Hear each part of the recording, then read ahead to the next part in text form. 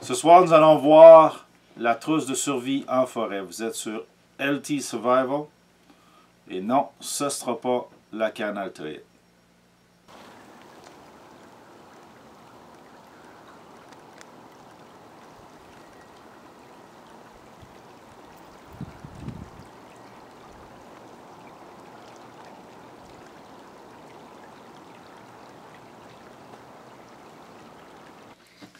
Comme vous pouvez le constater, la trousse de survie n'est pas simplement la poche sur la ceinture, mais l'ensemble de la ceinture sur lequel j'ai des accessoires que nous allons voir après pour survivre en forêt.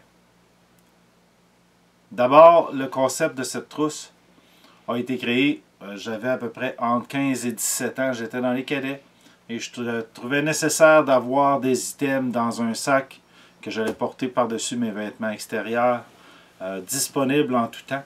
On traînait toujours un couteau aussi avec nous pour l'utilisation immédiate. Donc, le concept a été développé à cette partie-là. Les étapes de conception de la trousse, qui sont basées toujours sur la préparation et la clé de la survie. Je voulais avoir tous les accessoires sur un seul ceinturon. Celui-ci est un ceinturon utilitaire des Forces armées canadiennes, modèle 1982. Il n'est plus en utilisation dans les forces canadiennes actuellement. Ensuite, je voulais pouvoir avoir un couteau large. Originalement, le IXL que j'avais ici avec un étui que j'avais fait moi-même. Un couteau très coupant, mais dont la lame n'est peut-être pas adaptée pour faire la survie telle qu'on la fait aujourd'hui. Donc, je me suis procuré un nouveau couteau, le Schrade SCH9, qui a une bonne lame d'1/4 de pouce d'épais et qui peut être utilisé à toutes les sauces au niveau de la survie. Ensuite, sur la trousse, nous avons la gourde classique de type militaire. Nous avons aussi une tasse que je vais sortir de métal qui permet de faire bouillir l'eau, faire bouillir un repas, la préparation d'une soupe par exemple, qui va vous donner sur le feu directement quelque chose avec quoi faire chauffer votre repas. Ici au centre, j'ai deux choses. J'ai un bloc de magnésium que l'on gratte et un allume-feu métallique qui permet, avec la lame du couteau, de allumer le magnésium lui-même. C'est une chose qu'on va voir plus tard dans d'autres vidéos. Mon couteau que j'ai là-dessus, sur celui-là, c'est le modèle C5 militaire, utilitaire aussi, qui a plusieurs fonctions. Donc, comme un couteau suisse, juste un tantinet plus gros, un couteau, un ouvre-canne et un débouche-bouteille ici, avec un tournevis, et un poinçon pour le cuir, qui permet de réparer une ceinture, par exemple, de cuir ou de s'en créer une. Ici aussi, dans cette petite poche-là, j'ai un ensemble d'ustensiles pour le confort en forêt. Une cuillère, une fourchette et un couteau. Donc, les 3 ustensiles nécessaires pour manger en forêt. Maintenant, attaquons la poche principale de la trousse de survie. On va se faire un petit peu d'espace. Et on va tasser tout ça. Bien sûr, quand j'ai commencé ma première trousse de survie, la poche était beaucoup plus petite. Elle va ressembler beaucoup à la poche intérieure qu'il y a à l'intérieur de ce sac-ci. Au fur et à mesure de l'évolution de la trousse, parce qu'elle n'est pas restée fixe, j'ai amélioré ou modifié ma trousse en fonction des sacs que j'avais. Celui-ci est un peu plus gros que ce que j'aurais aimé, mais comme la ceinture est très large, ça me prenait un sac original de cette ceinture-là pour pouvoir fixer celui-ci sur la ceinture. Mon autre sac n'était pas assez grand, l'anneau n'était pas assez grand pour pouvoir le faire. Okay. Dans les concepts que je parlais tout à l'heure au niveau de la trousse de survie, il y avait d'autres items. Le kit lui-même, il devait être compact, le plus compact possible et facile à transporter. Il devait contenir aussi l'essentiel que j'avais besoin pour passer les premiers 48 à 72 heures en forêt. Et vous allez voir, c'est représentatif de ça à l'intérieur de la trousse. C'est aussi représentatif qu'on veut se faciliter. La trousse, c'est pour se faciliter la vie. Okay, le kit doit être adapté aussi à l'environnement dans lequel on est. Si je vais dans le désert, je ne traîne pas la même chose. Si je vais en forêt ici au Québec, c'est beaucoup plus c'est un kit de ce type-là qu'on va avoir. Donc, on doit être aussi familier avec, avoir de la facilité à l'utiliser. Puis le kit aussi va s'adapter en fonction de cette facilité-là. Il doit contenir des systèmes aussi qui sont regroupés sur plusieurs catégories. Je couvre le feu, l'eau et la nourriture, l'abri, le premier soin, les signaux et l'orientation. C'est un peu un rappel que vous allez voir, ces 5 items-là, vous les avez vus aussi dans les 5 C de David Canterbury. Mais à l'époque, on n'avait pas accès à ce concept-là là, des 5 C. Donc, c'était mon approche, par mon expérience, de ce concept-là. D'abord, à l'intérieur du grand sac, j'ai une toile. C'est une toile qui est de 9 pieds par 12 pieds, très mince, mais qui au moins me donnerait un abri. On va la mettre ici. J'ai une corde de jute. La corde de jute a plusieurs utilités, autant pour monter l'abri que pour commencer un feu. Et puis, c'est un allume-feu. Parlant d'allume-feu, j'ai ici une pierre à feu qu'on appelle. C'est une pierre qui va faire du feu quand on la frotte. En anglais, on l'appelle la ferro rod. Et on se sert d'un grattoir comme un Speedy Sharp qu'on trouve chez Canadian Tire pour nos Québécois là-dessus. Et que quand on gratte la rod, on émet de belles étincelles avec ce grattoir-là. C'est vraiment fantastique. Il va super bien. Mieux que l'original qu'on a sur la ferro rod. Ensuite, à l'intérieur, bien sûr, j'ai un contenant d'allumettes étanches. J'ai un autre sac plastique, celui-là de type feuille à vidange, orange pour être vu. J'ai aussi 25 à 30 pieds de corde utilitaire, corde parachute 550, celle qui a les 7 brins à l'intérieur qu'on peut défaire, en plus de porter la corde ici sur mon poignet en forme de bracelet de 8 pieds. Facile à utiliser, facile à démonter de cette corde-là, mais celle-là n'est pas 5,50. Ensuite, à l'intérieur de ce kit-là, j'ai un autre kit de ferro-rod, celui de Bear Grylls, dans un contenant qui se referme sur lui-même, très bien pensé, okay, avec un petit contenant dans lequel il y a une boule de watt qu'on peut allumer notre feu avec, et un sifflet. Ensuite, qu'est-ce qu'on a là-dedans? Ah oui, j'ai d'autres choses ici. Chandelle, encore là, chaleur, feu, facilité d'allumer un feu. Et j'ai un tampon de pansement de campagne qu'on appelle de premier secours pour blessures à grande perte de sang de type militaire. S'il y en a qui sont habitués maintenant, il y en a des plus compacts, on les appelle les pansements israéliens. Très bon pansement pour des urgences complètes. Ça, c'est la grande poche. Comme vous voyez, le petit sac, beaucoup plus compact pour aller sur une ceinture régulière. C'est la trousse d'origine. Je vais vous montrer ce qu'il y a à l'intérieur maintenant. Un sifflet à haute intensité, sans billes, avec une lanière de manière à se le mettre autour du cou une fois qu'on a sorti le kit. Il faut toujours l'avoir sur nous autres.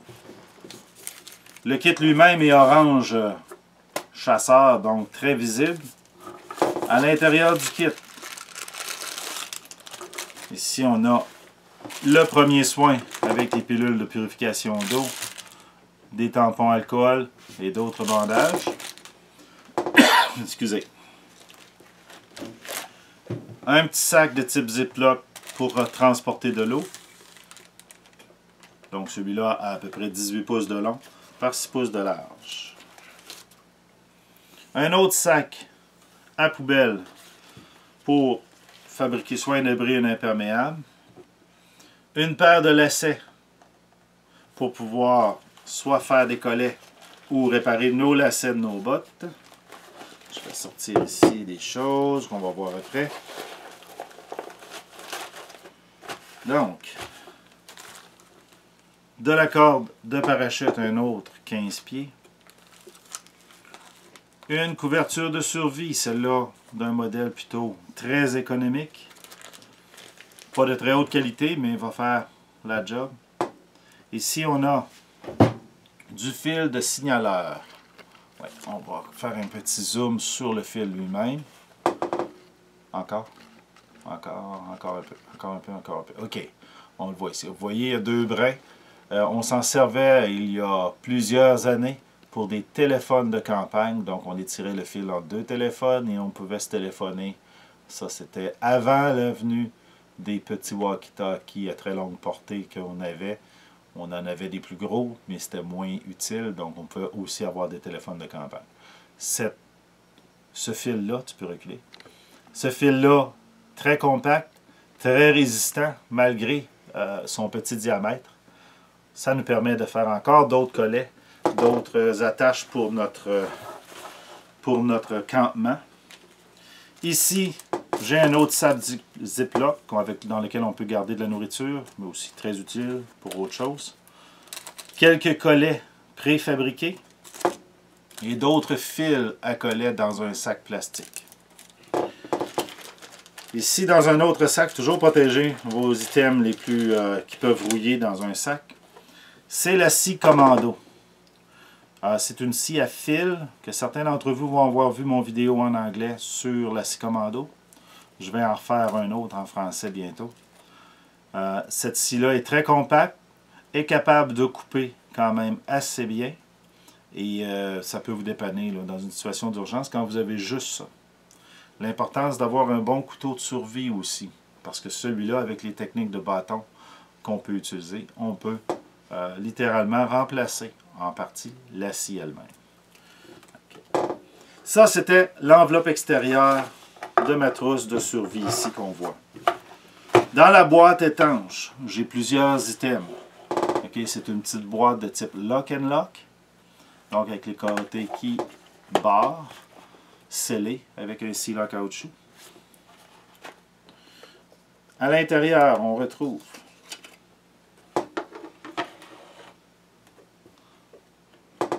une carte d'orientation heure-soleil qui est faite pour notre coin de pays. Donc, on pointe l'heure à laquelle il est, c'est sur 24 heures. On pointe l'heure vers le soleil.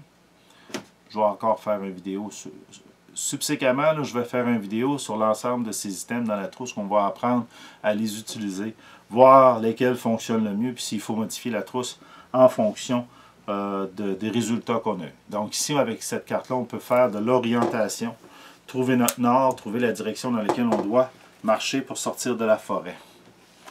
Je me suis fait aussi une carte sur le mnémonique Survivre, mais aussi sur le stop qui est utilisé par les cadets. OK. Vous allez voir rapidement encore. Parfait. Donc, là, on utilise le mot-clé stop. Nous, dans le programme des cadets que j'enseigne aussi, on utilise le mot stop, puis je l'ai adapté dans le mot survivre aussi, qui permet d'avoir tout ce qu'il faut faire lorsqu'on est perdu. C'est un rappel. Dans les cartes de rappel, comme j'ai un item Bear Grylls, j'ai un petit guide de survie de Bear Grylls aussi à l'intérieur. Cet item-là, c'est un item de confort. Un petit emballage de papier de toilette. Donc, autant pour les petits besoins, autant pour le feu. C'est-à-dire qu'on peut s'en servir comme amadou pour partir notre feu. Récemment, j'ai remplacé mon miroir en aluminium qui était comme ceci, par un miroir en plastique avec un point de mire plus compact, plus facile à utiliser, de meilleure qualité que celui-là qui s'endommage inévitablement. Donc, j'ai remplacé celui-ci. Ensuite, ici, j'ai des comprimés d'hexamine, c'est-à-dire c'est un combustible solide. Ça, ici, on s'en servait à faire bouillir notre tasse d'eau en 20 minutes. Ça brûle pendant 20 minutes. Ça nous aide à partir un feu. Ça nous permet de manger chaud aussi. J'en ai 2. Dans la même veine, j'ai des allumettes avec combustible. Donc, ce sont des allumettes qui se vendent comme ça, prémontées. Ce sont des allumettes anti-intempéries. Je vais essayer de sortir du petit sac. J'aurais dû en sortir une. Ah, là, là. Donc, comme vous allez voir, une allumette avec un combustible déjà intégré dessus. Oui, on va le mettre au centre. Donc, déjà intégré. Celle-là brûle pendant 7 minutes. On va les revoir plus tard dans d'autres vidéos. Un autre sac de poubelle, plus petit. Ça peut permettre de faire du vêtement contre les intempéries. On va rester dans le feu. Les allumettes anti-eau, c'est-à-dire waterproof. Malheureusement, ce type d'allumette-là qu'on retrouve sur le marché, le grattoir est trop fort. Donc, on brise beaucoup nos allumettes. Je me suis racheté, c'est-à-dire je me suis rajouté un petit grattoir de carton d'allumettes standard en dessous pour les allumer. Ça peut nous permettre aussi d'allumer les autres allume-feu. Des boules de watt, un allume-feu très facile à allumer, même avec la ferro-rod. C'est très facile, on a juste un étincelle et la boule est en feu. J'ai des cubes de bouillon. Encore là, c'est pour nous permettre de regagner de l'énergie pour les 72, dans les 72 premières heures. On peut en consommer un par jour. Ça nous donne au moins 2 journées où on a une certaine nourriture dans l'estomac. Parlant de feu toujours, j'ai une loupe de verre de 38 mm de diamètre. Cette loupe-là a une focale de 5 qui permet vraiment de bien focaliser le rayon du soleil et ça nous permet d'allumer un feu. Maintenant, les lames. Les premières lames que j'ai, c'est récent. C'est un petit Gerber, petit couteau de modèle paraframe, coupant. Je protège la lame avec un peu de vaseline, ce qui me permet pour l'utiliser, en utilisant une boule de watt, j'enlève la vaseline. C'est un combustible aussi pour améliorer la combustion de notre boule de watt, mais c'est surtout un petit couteau de poche. C'est récent dans ma trousse, c'est pour remplacer celui-ci, qui est en fait une lame d'X-Acto, mais qui n'a pas de section, okay, et qui est très ordinaire, mais au moins c'était un couteau compact, facile à mettre dans la trousse. Vous allez voir, j'ai d'autres items coupants aussi. Ici, on a la feuille d'aluminium 12 par 12, contenant, enveloppé sa nourriture, peut servir à beaucoup d'utilités. Ici, et ces deux-là, qui sont la même chose en fait, ce sont des bobines de machine à coudre. Une bobine de machine à coudre en métal, disponible dans la majorité des magasins, vous permet d'enrouler votre fil de pêche dedans. Elle devient aussi une pesée ou un leurre, c'est-à-dire quelque chose de brillant que le poisson va venir voir. Vous avez une vingtaine de pieds de fil là-dessus. Ici, 2 bobines de plastique qui pourraient vous servir à faire un flotteur avec du fil de coton pour coudre ou réparer des plaies. Ceux-là sont en extra, ne sont pas nécessaires dans la majorité des trousses de survie. Lame de rasoir un côté, encore un item coupant, permet de préparer la nourriture, permet de travailler quelque chose, admettons que vous avez une plaie. Lame de scalpel pourrait faire l'affaire aussi. Ici, parlant de pêche, de fil de pêche, j'ai un avançon un hameçon prémonté, ok, un bas de ligne, là, communément appelé. Prémonté, j'en ai 5 avec des petits plombs pour pouvoir pêcher. C'est sûr que je pourrais faire une amélioration dans les magasins à 1 $. On a des bas de ligne en métal, donc qui vous permettrait de monter un hameçon, mais avec un produit de métal, ce qui permet d'aller chercher des poissons qui ont des dents. Au lieu de se faire couper nos lignes, on peut utiliser ça. Donc, ceci, ça je vais le tasser. Ensuite, mon fil à coudre. Ici, j'ai une petite bobine de fil à coudre.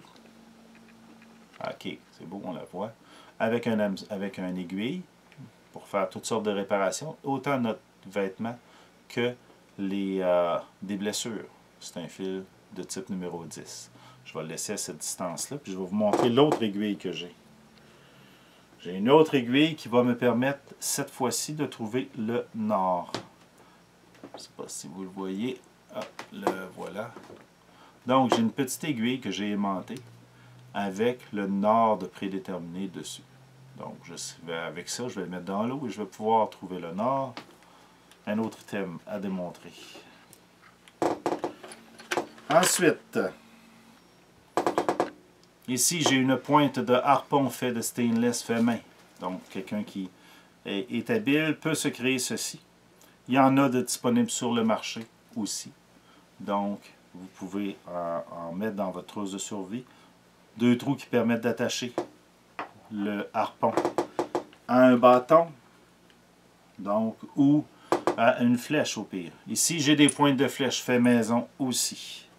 Je ne sais pas quel équilibre ils ont pour aller sur une branche, mais au pire, on peut s'en servir dans des pièges pour supplémenter l'impact de notre piège et gagner de la nourriture. Encore là, à utiliser que pour la survie. Voilà, ça fait le tour de la trousse de survie. On va couper.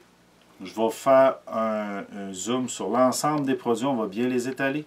Et ensuite, je vais vous donner mes commentaires finaux.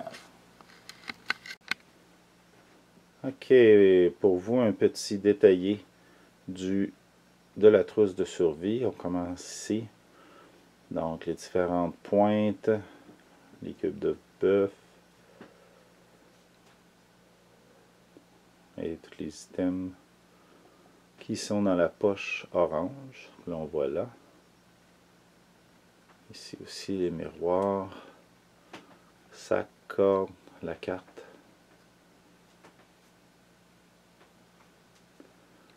Ensuite de ça, on se déplace vers ce qu'il y a à l'extérieur. Ici, j'ai oublié ma carte de temps qui va dans le petit sac orange. Premier soin, la scie, la couverte de survie qui vont dans la poche ici. Ça ici, c'est le ceinturon.